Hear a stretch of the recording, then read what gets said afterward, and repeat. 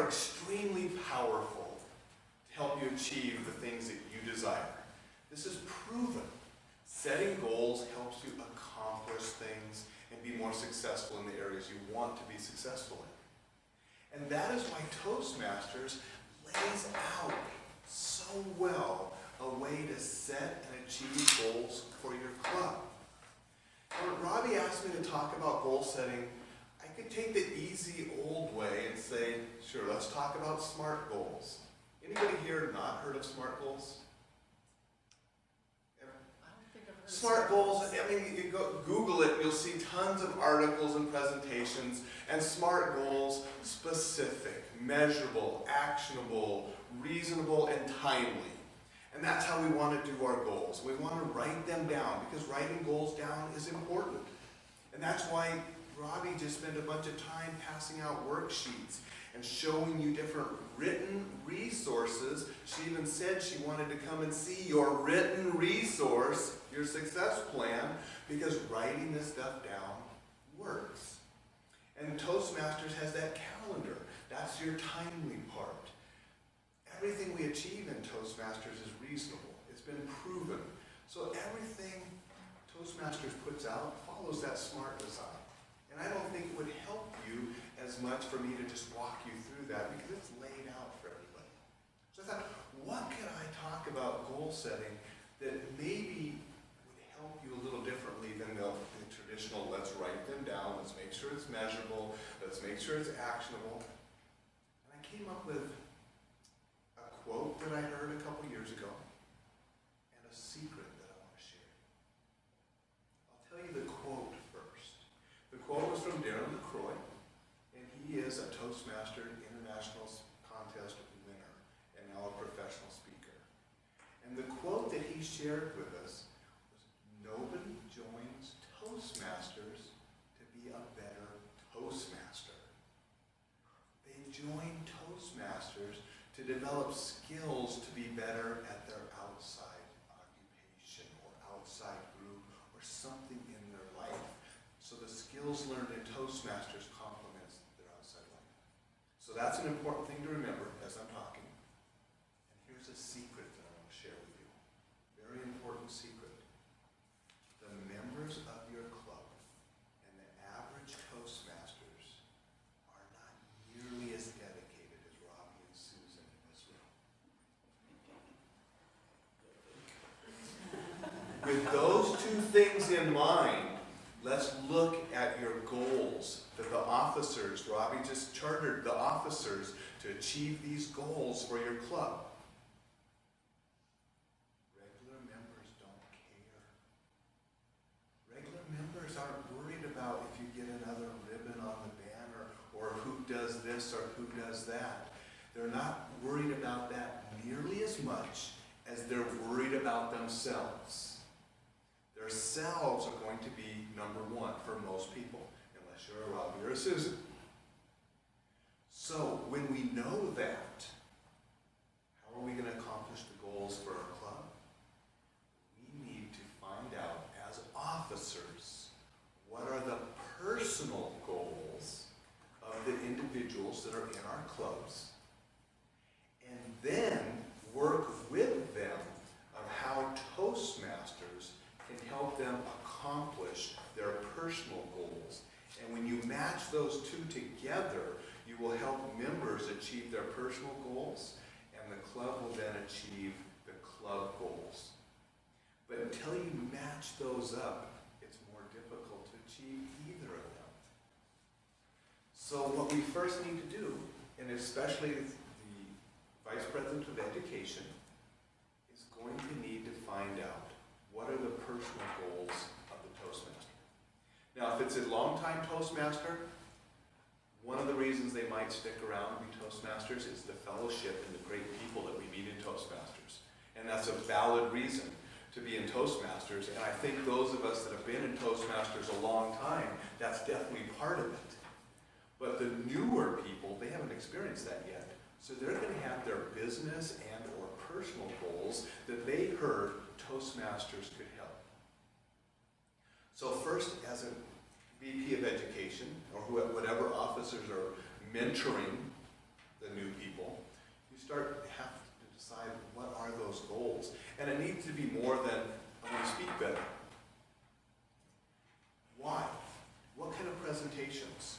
Maybe you learn that this person does a lot of question and answering, and the impromptu skills are what's going to help this person in the position that they join Toastmasters to help them with.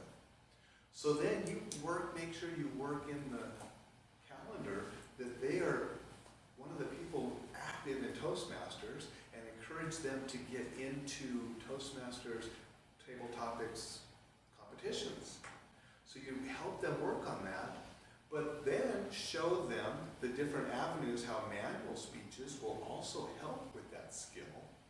But make sure that they understand how the things in Toastmasters will help with that. I was at a Toastmasters meeting recently, and a wise established Toastmaster by the name of Robbie said something about how Toastmasters helps listening. You may have a person that comes to Toastmasters as a counselor or in a position where they do a lot of counseling and a lot of listening. And they heard that Toastmasters could help with their listening skills. You can help that person making sure that they are scheduled to be evaluators, both speech evaluators and meeting evaluators. You can have that person know about the evaluation contests. And then you turn it around and show them how doing manual speeches, being evaluated by somebody else, getting that personal feedback themselves, will help them become better evaluators also, developing those listening skills. So the main concept I'm trying to impart today is getting to know the members and what matters to them personally, and then finding out how what Toastmasters offers will help them the most. They'll be more satisfied members by achieving their personal goals, but then it's going to help achieve their club goals as well. And I really don't think we'll achieve our club goals until we ensure that members are achieving their personal goals as well. That's really short in the main concept I wanted to get to people. And then I'm open for any kind of questions, because I know I even started a little bit early, and so we have time. But any questions about either the goal setting, what I just talked about, or anything else I can help with Toastmasters?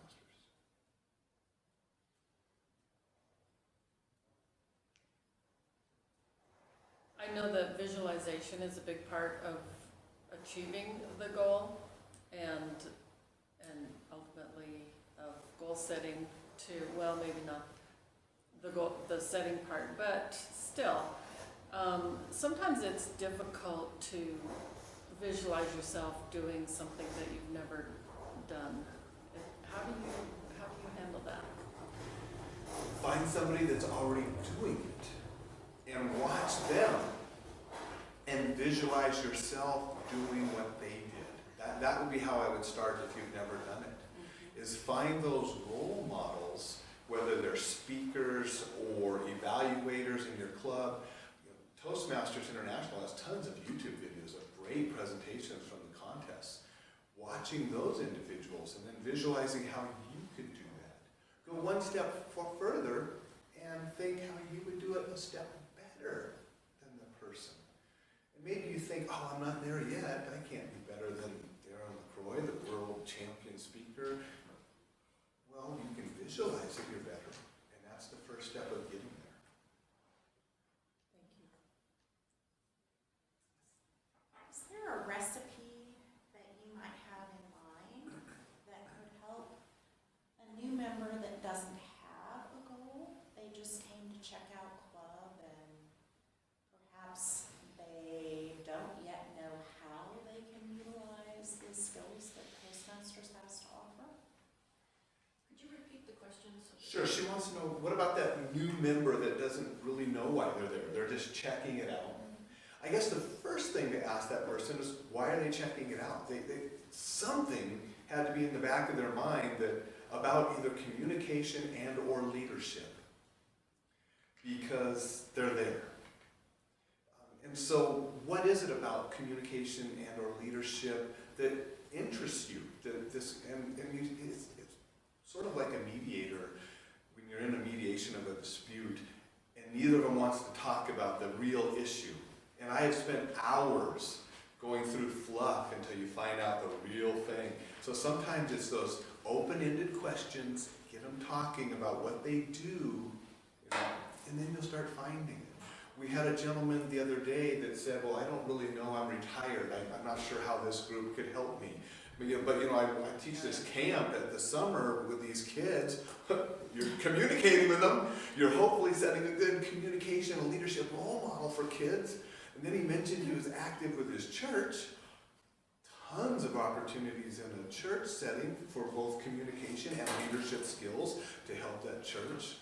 So I would find out more about the person, what they do, what they're involved in, and then you can find out how Toastmasters could help them in those outside areas. Thank you. Another question, Ellen. Of course, I have a member specifically in mind.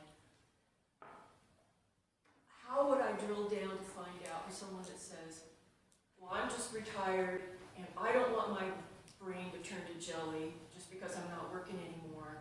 And so I thought, I'll do something that terrifies the socks out of me. I'll learn how to speak in public. Okay, you want to overcome the fear, that's good. But that's not enough. It could be.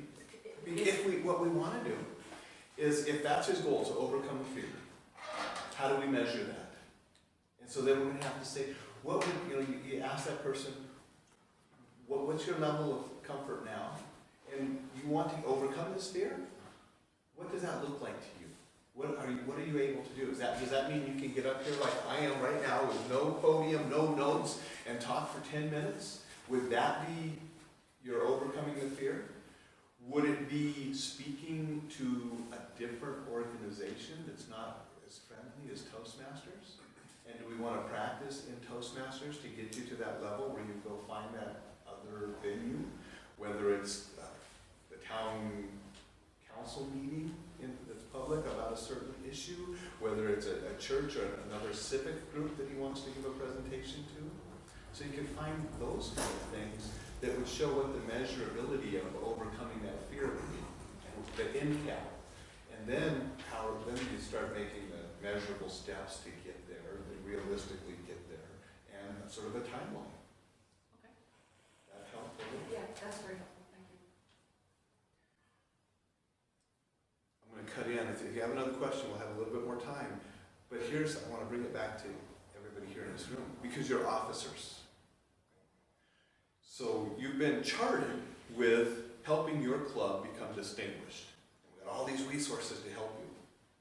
But I want you to think right now, what are your personal goals for being an effective officer? What can it do for you outside of Toastmasters? It may be that you can show your employer a year from now that I was a president or a vice president of Toastmasters and helped the leadership team bring this club to be distinguished, presidential distinguished. We got 9 out of 10 club goals in the year. And that may help you as an employer.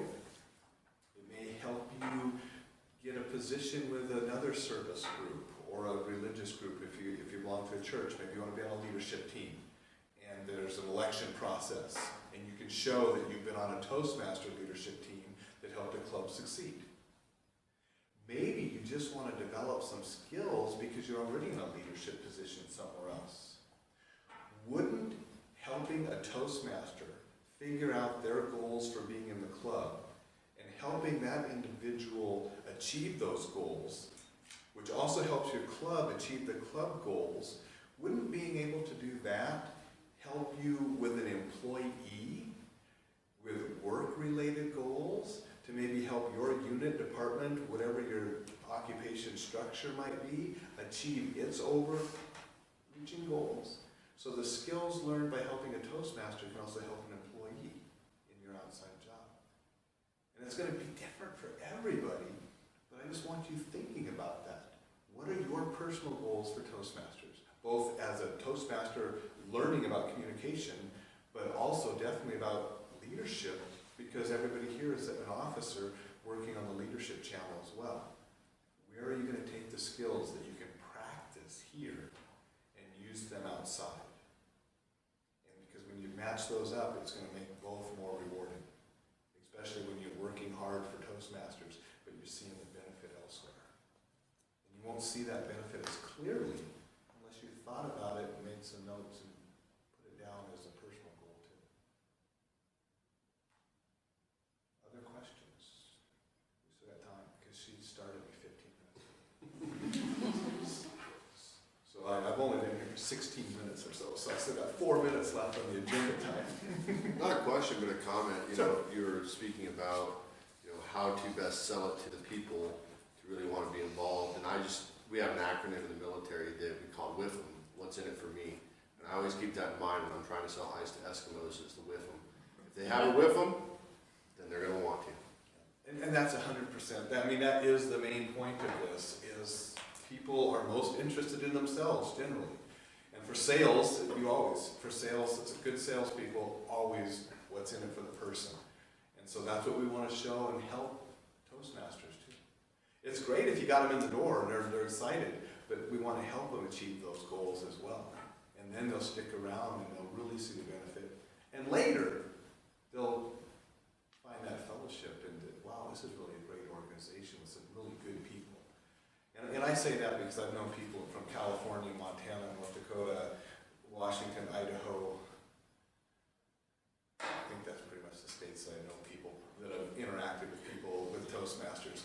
And they're all just a bunch of great people. You know, these two are heading off to DC soon and are going to be people from all over the world, and it's going to be just as friendly and diverse with a great group of people as you can get. But you don't really learn that till you've been in the clubs for a little while. Any other questions? Well, I hope this helps you think about how you guys can achieve both personal